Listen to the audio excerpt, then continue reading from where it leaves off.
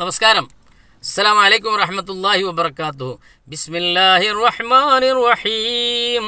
യാ അയ്യുഹല്ലദീന ആമനൂ ലാ തഅകുലൂ അംവാലകും ബൈനകും ബിൽ ബാത്തിലി ഇല്ലാ അൻ തകൂന തിജാറതൻ അൻ തറാദിൻ മിൻകും വലാ തഖ്തുലൂ അൻഫുസകും ഇന്നല്ലാഹ കാന ബിക്കും റഹീമാ.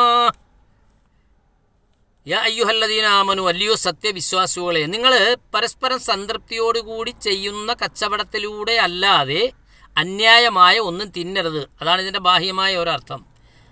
അങ്ങനെ ഭക്ഷിക്കുന്നത് നിങ്ങളെ തന്നെ കൊല്ലുന്നതിന് തുല്യമാണ്. ശക്തമായി പറയുന്ന വലാ തഖ്തുലൂ അൻഫുസകും, നിങ്ങളെ തന്നെ കൊല്ലുന്നതിന് തുല്യമാണ് എന്നാണ്. ഇതൊരു ബിസിനസ്സിൻ്റെ കാര്യമാകുമ്പോൾ സൂറത്ത് നിസായിലെ 29 ആയത്തിൽ പ്രതിപാദിക്കുന്നതാണ്. കടത്തെക്കുറിച്ച് അൽബക്കറിലൊക്കെ ഒരുപാട് പറയുന്നുണ്ട്. നമ്മളൊരാളുടെ കയ്യിൽ നിന്ന് പണം കടം മേടിച്ചിട്ട് അത് മനഃപൂർവ്വം തിരിച്ചു കൊടുക്കാതിരിക്കുന്നത് പിടിച്ചു പറിക്കുന്നതിന് തുല്യമാണ് എന്ന്. ഞാനിപ്പോൾ ഈ കടത്തെക്കുറിച്ച് ഖുർആൻ മാറ്റിക്കഴിഞ്ഞാൽ ഹദീസിൽ നബിവചനങ്ങളൊക്കെ പറയുന്നൊരു കാര്യമുണ്ട്. അള്ളാഹുവിൻ്റെ മാർഗത്തിൽ ഷഹീദായവർക്ക് പടച്ചവൻ എല്ലാവിധ തെറ്റുകളും പുറത്തു കൊടുക്കും ഒന്നൊഴികാതെ. എന്താണ് കടം മേടിച്ചിട്ട് തിരിച്ചു കൊടുക്കാത്തത് എന്ന് നബി സല്ലല്ലാഹു അലൈഹി വസല്ലം തങ്ങൾ മാതൃക കാണിച്ചിട്ടുണ്ട്. അതിൽ ഗൗരവം മനസ്സിലാക്കാൻ കടം മേടിച്ചിട്ട് തിരിച്ചു കൊടുക്കാത്ത ഒരാളുടെ മയ്യത്ത് നമസ്കരിക്കാതെ മാറി നിന്നിട്ടുണ്ട്.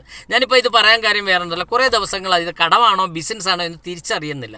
സോഷ്യൽ മീഡിയയിൽ ഹരീഷ് കണാരനും ബാദുഷയും തമ്മിലുള്ള വാഗ്വാദമാണ് നടന്നുകൊണ്ടിരിക്കുന്നത്. 20 ലക്ഷം രൂപ കടം മേടിച്ചു എന്നും അതല്ല കുറേ കൊടുത്തു, പിന്നീട് പ്രൊഡക്ഷൻ കൺട്രോളർക്ക് എന്തൊക്കെയോ ശമ്പളം കൊടുത്തു എന്നൊക്കെ, അതൊരു ബിസിനസ് മേഖലയിലോട്ടാണ് എന്നൊക്കെ തോന്നിപ്പോൾ. അതുകൊണ്ടാണ് ഞാൻ ഈ രണ്ട് വാക്യങ്ങളും ഈ ഖുർആനിലെ ബിസിനസ്സിനെ കുറിച്ചുള്ളതും കടത്തെക്കുറിച്ചുള്ളതും പറഞ്ഞത്. എന്ത് തന്നെയാലും കടം മേടിച്ചാൽ തിരിച്ചു കൊടുക്കണം.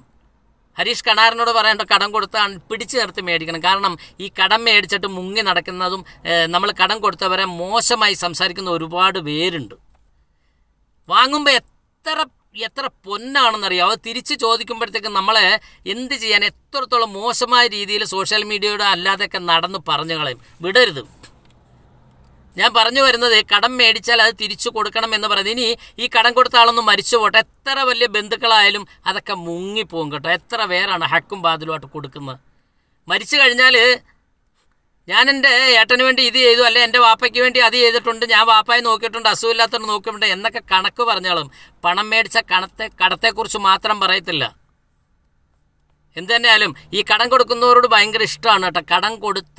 കടം വാങ്ങിച്ചിട്ട് തിരിച്ചു കൊടുക്കാത്തതോട് പുച്ഛമാണ്. വീഡിയോ ഇഷ്ടപ്പെട്ട ഷെയർ ചെയ്യാം. ഒമാനിലെ ഇബ്രയിൽ നിന്നും കുയിൽ നിസാർ. ബൈ.